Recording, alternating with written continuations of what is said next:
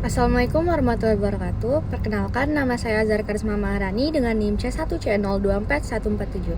Saya adalah mahasiswa Prodi S1 Akuntansi Universitas Jambi. Baiklah, di sini saya akan mempresentasikan hasil kerja saya, yaitu materi tentang perhitungan PPh pasal 21 terhadap karyawati, pindah tugas, dan upah. Baiklah, materi yang pertama yaitu besar PTKP yang jadi hak karyawan dalam PPh 21.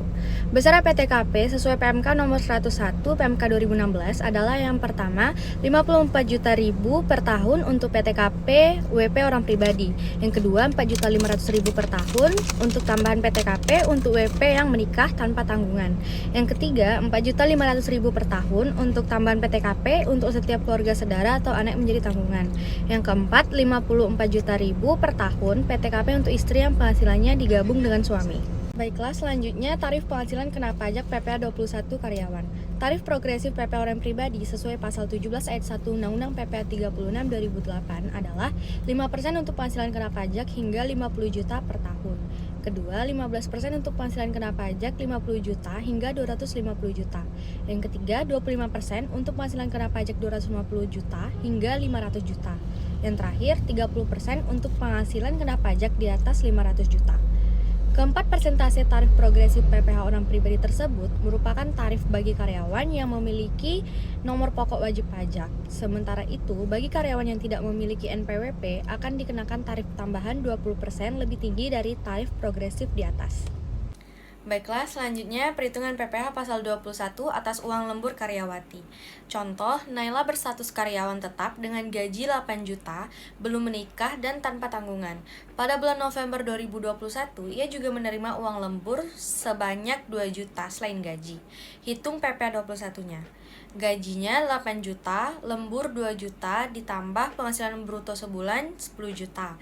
Biaya jabatan 5%, maksimal 500.000, 10 juta dikurang 500.000, penghasilan neto sebulan sama dengan 9.500.000. Penghasilan neto setahun 12 kali 60 juta sama dengan 114 juta. PTKP TK0 54 juta, 114 juta dikurang 54 juta sama dengan 60 juta penghasilan kena pajak. PPh 21 terutang 5% dikali 60 juta sama dengan 3 juta. PPh 21 bulan November 2021 3 juta dibagi 12 sama dengan 250.000. Selanjutnya masuk ke contoh PPh 21 atas THR karyawati. Ada 3 langkah untuk menghitung PPh 21 atas THR. Yang pertama, hitung pajak gaji dan THR. Yang kedua, hitung pajak gaji. Dan yang terakhir, pajak THR sama dengan pajak gaji dan THR dikurang pajak gaji. Contoh, Aldo seorang marketing manager dengan gaji 10 juta dan menerima THR Idul Fitri 1 bulan gaji pada bulan April 2021. Ia menikah dan punya 3 anak. Hitung pajak THR-nya. Yang pertama, PPh 21 gaji dan THR-nya. Gaji setahun 12 dikali 10 juta sama dengan 120 juta. THR-nya 10 juta. Penghasilan bruto setahun 130 juta. Biaya jabatan 5%, maksimalnya 6 juta, yaitu 6 juta. Penghasilan neto setahun 130 juta dikurang 6 juta sama dengan 124 juta. PTKP K3 yaitu 72 juta. Penghasilan kena pajaknya 52 juta. PPh 21 terutang 5% dikali 52 juta. Hasilnya 2.600.000. PPh 21 dipotong April 2021, 2.600.000 dibagi 12 sama dengan 216.667 rupiah. Oke, lanjut. Selanjutnya adalah contoh PPh 21 atas THR karyawati. Yang kedua, PPh 21 gaji. Gaji bruto setahun 12 dikali 10 juta, hasilnya 120 juta. Biaya jabatan 5%, maksimal 6 juta. Penghasilan neto setahun 120 juta dikurang 6 juta, 114 juta. PTKP K3 72 juta. Penghasilan kena pajak 114 juta dikurang 72 juta, hasilnya 42 juta. PPh 21 terutang 5% dikali 42 juta, hasilnya 2.100.000. Yang ketiga, jadi pajak PPh 21 atas THR adalah PPh 21 gaji dan THR 2.600.000, PPh 21 gaji 2.100.000, Jadi PPh 21 THR-nya 500.000 didapat dari 2.600.000 dikurang 2.100.000. Baiklah, masuk ke materi selanjutnya, yaitu menghitung PPh pasal 21 karyawan yang pindah kerja dan pindah tugas. Contoh soal, pada bulan Juli 2014, saudari Afrilia Irdan dengan K0 kawin dengan 0 tanggungan yang bekerja pada perusahaan multinasional mendapatkan SK kenaikan gaji yang berlaku surut sejak Januari 2014. Kenaikan yang terjadi dari 20 juta per bulan menjadi 25 juta rupiah per bulan. Pada bulan Juli tersebut dibayarkan juga rapel atas kenaikan gaji dari Januari sampai Juni 2014. Sedangkan gaji bulan Juli sudah dibayarkan menggunakan gaji yang baru. Bagaimana cara menghitung PPh pasal 21 atas uang rapel yang diterima saudari Afrilia Irdan tersebut? Berdasarkan ilustrasi di sebelumnya yang saya sebutkan, pada bulan Juli 2014, penghasilan yang diterima oleh saudari Afrilia Irdan adalah gaji baru bulan Juli ditambah rapel kenaikan gaji Januari sampai dengan Juni 2014 sama dengan 25 juta ditambah 6 dikali 25 juta dikurang 20 juta sama dengan 25 juta ditambah 30 juta sama dengan. Cara menghitung PPh pasal 21 bulan Juli atas penghasilan yang diterima oleh saudari Afrilia sebagaimana diatur di lampiran per 31 PJ 2012 adalah sebagai berikut. PPh pasal 21 sebelum kenaikan gaji. Gaji sebulan disetahunkan 20 juta dikali 12 sama dengan 240 juta. Pengurangan biaya jabatan 5%, 6 juta. Penghasilan neto setahun 234 juta karena 240 juta dikurang 60 juta hasilnya 234 juta. PTKP-nya 26.325.000. PKP-nya 207.675.000. PPh pasal 21-nya 5% dikali 50 juta sama dengan 2.500.000. 15% dikali 157.675.000 sama dengan 23.651.250. Jumlah PPh pasal 21 terutang setahun sama dengan 26.151.250. PPh pasal 21 terutang sebulan sama dengan 2.179.271. Baiklah, materi selanjutnya yaitu menghitung PPh pasal 21 karyawan upah. Jenis-jenis upah yang diperoleh oleh karyawan tidak tetap. Istilah yang digunakan untuk penghasilan karyawan tidak tetap adalah imbalan atau upah harian, mingguan, atau upah borongan. Berikut adalah penjelasan lebih lengkapnya. Yaitu yang pertama ada upah harian, yaitu upah yang diperoleh karyawan secara harian. Yang kedua, upah mingguan, yaitu upah yang diperoleh karyawan secara mingguan. Ketiga, upah satuan, yaitu upah yang diperoleh karyawan berdasarkan jumlah unit pekerjaan yang dihasilkan.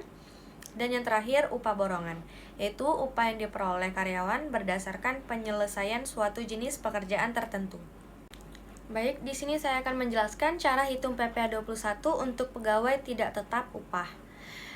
Contoh soal, Hendra dengan status belum menikah pada bulan Maret 2020 bekerja pada perusahaan PT Dana Jaya dan menerima upah sebesar 650.000 per hari. Berapa PPh 21-nya? Berikut cara hitungnya. Upah sehari 450.000. 650.000 dikurang 450.000 sama dengan 200.000. PPh 21 hariannya 5% dikali 200.000 sama dengan 10.000. Pada hari ke-7, Hendra telah menerima penghasilan sebesar 4.550.000 sehingga sudah lebih dari 4.500.000.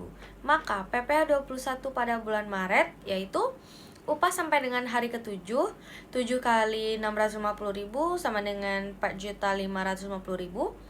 PTKP sebenarnya 7 kali 54 juta dibagi 360 sama dengan 1.050.000.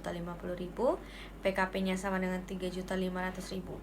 PPh 21 terutang 5% dikali 3.500.000 sama dengan 175.000. PPh 21 yang dipotong sampai dengan hari ke-6, 6 dikali 10.000 sama dengan 60.000. PPh 21 yang dipotong hari ke-7 yaitu 115.000. Sehingga pada hari ke-7 Hendra menerima upah bersih sebesar 650.000 dikurang 115.000 sama dengan 535.000. Maka jumlah PPh 21 per hari Hendra yang dipotong sejak hari ke-8 dan seterusnya adalah sebesar upah seharinya 650.000, PTKP sebenarnya 54 juta bagi 360 sama dengan 150.000, PKP-nya 500.000 dan PPh 21 terutang 5% kali 500.000 sama dengan 25.000. Selanjutnya contoh cara hitung PPh 21 untuk pegawai tidak tetap upah. Contohnya, Glenn adalah seorang karyawan belum menikah. Pada bulan Januari 2020, Glenn bekerja sebagai tenaga kerja harian PT Elektronik Cermat dan mendapat upah sebesar 125.000 untuk per jumlah unit TV yang dapat diselesaikan. Dalam 1 minggu atau 6 hari kerja, dia menyelesaikan 24 buah TV dengan total upah 3 juta. Jadi berapa PPh 21 yang dikenakan pada Glenn? Berikut cara hitungnya. Upah per hari 3 juta dibagi 6 sama dengan 500.000. Upah di atas 450.000, 500.000 dikurang 450.000 sama dengan 50.000. PPh 21 terutangnya yaitu 6 kali 5% kali 50.000 sama dengan 15.000. Yang ketiga, cara hitung untuk upah borongan. Contoh soalnya, Doni mengerjakan sebuah event tahunan dengan upah borongan sebesar 950.000. Pekerjaan yang diselesaikan dalam 2 hari. Berapa PPh 21-nya? Upah borongan sehari sama dengan 150.000 dibagi 2 sama dengan 475.000. Upah di atas 450.000, 475.000 dikurang 450.000 yaitu 25.000. PPh 21 terutangnya 2 dikali 5% dikali 25.000 sama dengan 2.500. Yang terakhir, cara hitung untuk upah bulanan. Contoh soal, Dewi sudah menikah tapi belum memiliki anak. Bekerja pada agensi periklanan dengan dasar upah harian yang dibayarkan bulanan. Dalam bulan Januari 2020, Dewi hanya bekerja 20 hari dengan upah sehari sebesar 250.000.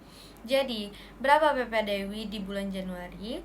Cara hitungnya yaitu upah Januari 2016 sama dengan 20 dikali 250.000 sama dengan 5 juta. Penghasilan neto setahunnya 5 juta dikali 12 sama dengan 60 juta. PTKP K0 sama dengan 58.500.000. PKP-nya 60 juta dikurang 58.500.000 sama dengan 1.500.000. PPh 21 terutang setahun sama dengan 5% dikali 1.500.000 sama dengan 75.000. PPh 21 terutang sebulannya 75.000 dibagi 12 sama dengan 6.250.000. Baiklah, berakhir sudah penjelasan dari saya. Saya mohon maaf jika ada kesalahan atau terdapat salah pengucapan. Saya akhiri dengan wassalamualaikum warahmatullahi wabarakatuh.